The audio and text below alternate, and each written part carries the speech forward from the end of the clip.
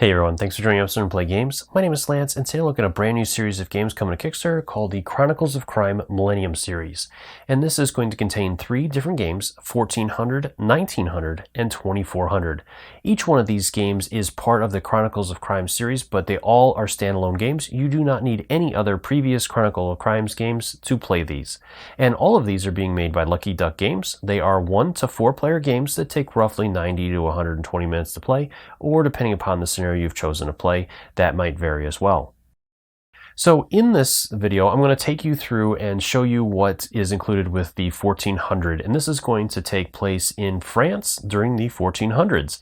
And you are going to be playing a famous knight that has prolific dreams where you get visions that give you information about either crimes that are coming up or crimes that have happened in the past, and so you're going to kind of piece that together. You also have a companion dog that's going to help you in your journey, as you do not have a cell phone or any other modern form of communication as in the other Chronicles of Crime series, where you can call for help from specialists. You don't have that with this, but you do have a family that has all kinds of different people that can get in touch. You have a brother that's a spy, you have a sister that is a very well-known merchant, and you have an uncle that is a monk that is very well versed in different writings and that as well. And then you have your dog that's going to be able to help you along. He can check some of your items and potentially lead you to new locations and new people, or point out people at the current location you're at, or he will get confused and won't be able to help you at all. So some highlights for me: I really liked the new dog companion that they included with this one. It's a really interesting piece that really adds some interest to the scenarios you're playing. I also really enjoyed the artwork. As always, Lucky Duck does a great job with their artwork in these games, and it definitely helps immersing you in the environment you're playing. So if you find these videos helpful, if you like what I do, please consider hitting that like button, subscribe to my channel, as it really does make a big difference. It helps me continue to grow and produce these videos. And if you want to stay updated on all my videos, also considering that bell so you get notifications anytime I release new content. So let's head to the table and I'll show you what this one's all about. The first new feature are going to be vision cards, and each scenario is going to start with you having a prolific dream about the case you are going to solve, and it's going to instruct you to flip over a certain number of these cards, and each one will have a number on it. And these will give you little glimpses into either the past or the future, so you'll have to determine how best to use these. But there's some really interesting features with these, and they can definitely help you along during your case. You're also going to get a full new cast of characters, and as we've come to expect, the artwork on these is beautiful and definitely fits the feel of the game. There's also a brand new dog that's included in this game, and he is going to be your faithful companion. He's going to follow you around and potentially help you during your cases. You can show him evidence from the brown area of the evidence board, and he will have a number of reactions to the scent that is on this. He may lead you to a location where the person in question is or was present. He can potentially point to a person in question if they are present at your current location. He can get agitated by the smell and not be able to determine what it is, or he'll ignore the item as there is no single recognizable human scent on it. For those of you that have played the original Chronicles of Crime, remember that you can make phone calls at any point in time to specialists to try to get help and get answers. Well, this is the 14th century and there are no cell phones yet, so where do you turn? Well, fortunately for you, your family members are specialists in a number of different areas. Your uncle is a monk who works in a monastery library, and you can count on him whenever you need to refer to any written resources or have a question concerning religion or clergy. Your sister is a wealthy merchant and crafted goods collector, and she can examine any item for you and may be able to help track its origins and determine its value. And finally, you have a brother who's the king's spy, and his job is to know everything about people of Paris, so you can ask him about the characters you meet, and he obviously won't know every commoner though, so he can help you in certain situations if the person stands out. So you have plenty of help from your family members as well as your faithful dog in this one. And the last new feature is the evidence board. In the old game, you had the evidence board where you just place evidence on there, and with this one, it has 2 sections now. The brown section is as usual, and you can place evidence as you get it in there, but the blue section is for evidence that you don't have yet, but you're aware that it exists and is out there, and in this way, you'll be able to ask others about it. So, for example, you may get a book that you can talk to other people about, but you don't actually possess the book yet.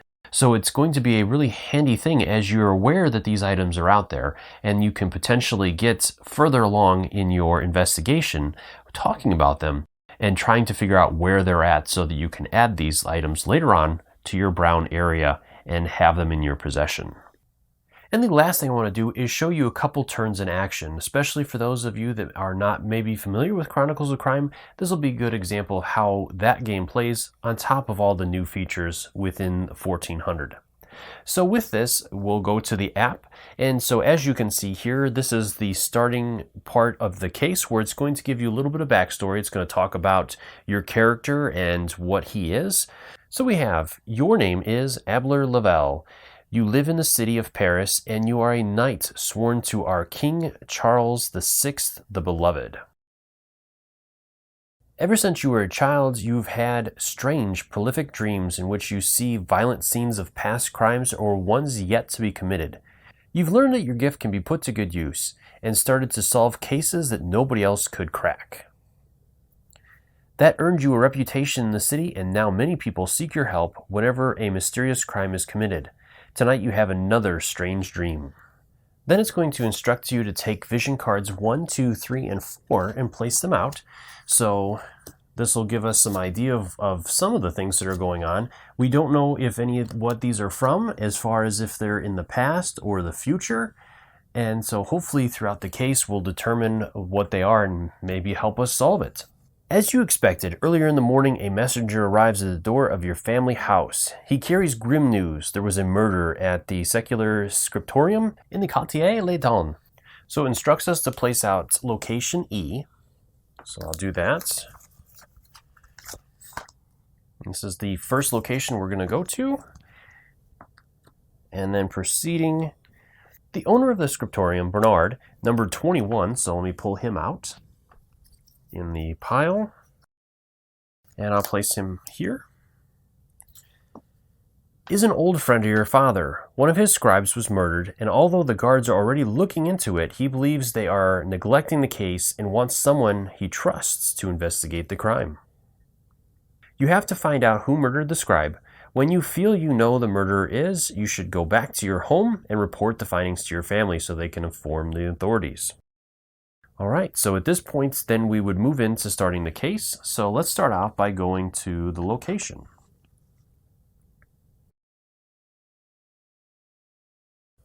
So it says you've arrived at Bernard's scriptorium and enter the workshop, where the victim's body, 18, so we'll place that out, lies on the floor. Bernard and his wife, 11, and the Châtelet Sergeant is here, and that is number 12, so we'll place him out as well. And then we'll move on.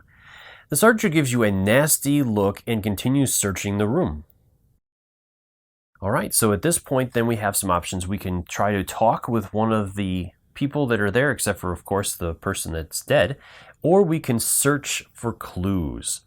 So if we do that, if we do the search for clues, this is going to give us some options. So with this screen, you can use the special 3D glasses that you can purchase separately, or you can do it without. So if we do it without,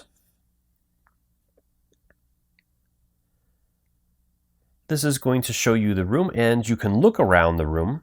You can also do this by moving the phone around, and you can see we have the dead body there, and we have some papers,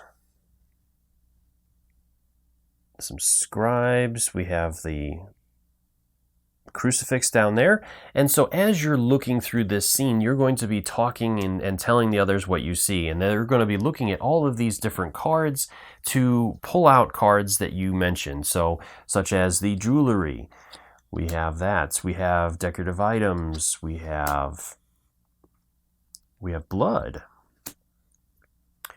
devotional objects, and let's see what else we have. We have writing tools. So let's go ahead and stop there. There were some parchments and papers as well, so we'll hold on to those. So at this point, we only have a certain amount of time to look through, as you guys can see, and so you could choose to pass it to somebody else or not, and then at that point, then you can scan each of the cards that you found. or think you found. With it, it's going to tell you either that it's not useful at all, or in this situation, when I scanned the parchment and papers, it said, a few sheets of paper, some filled with writing. To learn more, scan the letters and messages category card, number 15, which is one of the other cards I pulled. So let me scan that and see what that one has to say. A set of papers is lying on the desk. Among them, you find a letter written in the name of the local tavern owner. The author asks for news about the shipment of Burgundy wine and never arrived at the tavern. And this one's going to instruct us to place it as a clue, so we'll place it in one of the brown areas. And then we can continue on scanning the rest of these items. So this one is nothing in this category. And the sergeant interrupts you. You should leave this investigation to the professionals, he says, and leaves the workshop. So he has left at this point, and so he will show up somewhere else later on. And then you can continue on with that, and it'll again tell you which things are added to that area or not. And then you can continue on. So let's go ahead and talk with the scribe real quick. And he says, I'm glad you're here. I hope you and your four-legged friends will help explain this horrid situation. Please ask me anything you need. So then we can go ahead and scan the body, see what we can find out about the scribe. I still can't believe this has happened. His name was Antoine, and he was my best scribe. Young, dedicated, hardworking. I can't imagine running the workshop without him. I admit I allow him to take some side jobs. Different people are coming to him, sometimes even at night. And it didn't seem that strange at first, but he often worked late. And then I noticed people seemed to be a bit thuggish, especially one of them, number 16. So we'd place him out. He's actually not at the location, but he has been talked about, so we'll place him over here. I warned Antoine not to deal with people of that sort. He was rather withdrawn and rarely explained himself. But I was fine with that as long as his work got done. He seldom left the workshop, even though he had a place in Le Grand, and it's location B, so then we can place that out. And that would be the next place we may want to go and see what we can find out there. And this continues. So he continues giving you stories. He talks about a tome that was being worked on, which is number 1. And with that, this is going to tell us that we don't actually possess this item yet. So this is going to be an item that goes into the blue area that we can talk about, but we don't actually possess. But knowing about it can help us in the case. And then it tells us where to place it. And then from there we can continue on. And so this will kind of give you a basic idea of the game.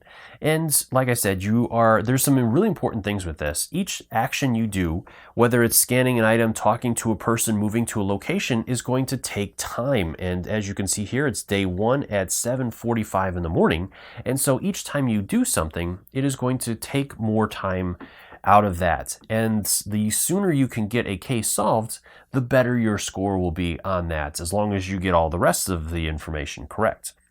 And when you go to solve a case, it's going to ask you a number of questions about the suspect and a bunch of other things that you're going to answer by scanning different cards. And then it'll give you your total, and it's also going to give you a breakdown of other things that you may have missed.